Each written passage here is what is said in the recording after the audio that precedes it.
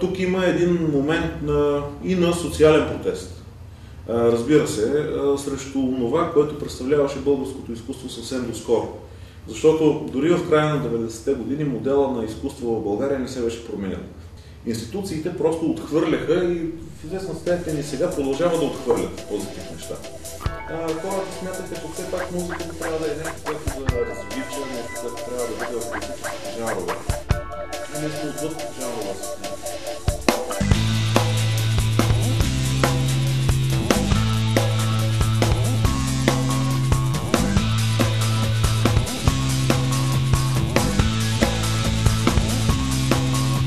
Добре е да нариташ културата, да нариташ науката, да нариташ просветата, правоверно да ги нариташ, с острите си шпицарки традицията да ги нариташ. Добре ли е да нариташ историците, да нариташ политиците, да нариташ еколозите, правоверно да ги нариташ,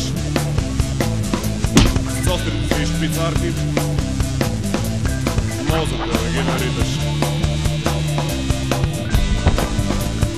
Мозъка да ги нариташ. Да нариташ гората, да нариташ небето. Ударът неба. Морето да нариташ. С острите си шпицарки стихиите да ги нариташ. Стихиите да ги нариташ. Добре ли е да нариташ писателите, да нариташ актьорите, художниците да нариташ, с острите си шпицарки путките да ги нариташ, путките да ги нариташ.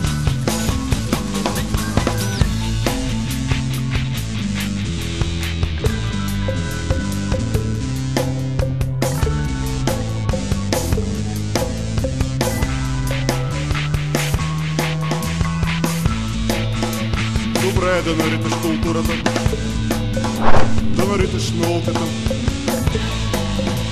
да нариташ просветата, правоверно да ги нариташ, с острите си шпицарки традицията да ги нариташ.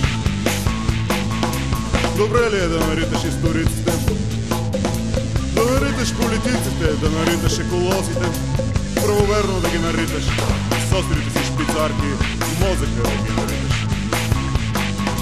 Да нариташ гората, да нариташ небето, морето да нариташ, с острите си шпицарки, стихиите да ги нариташ, стихиите да ги нариташ. Добре ли е да нариташ писателите, да нариташ актьорите, художниците да нариташ, с острите си шпицарки, с острите си шпицарки, путките да ги нариташ.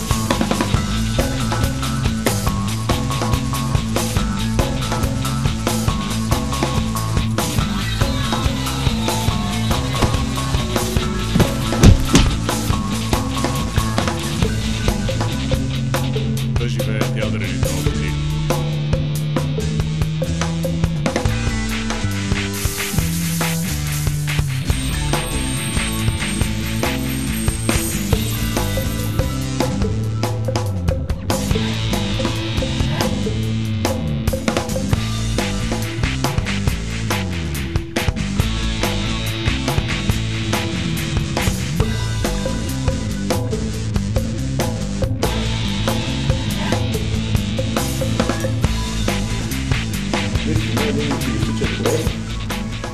Днес може би сме се променили, но всъщност човек винаги остава такъв, какъвто е бил в младостта си.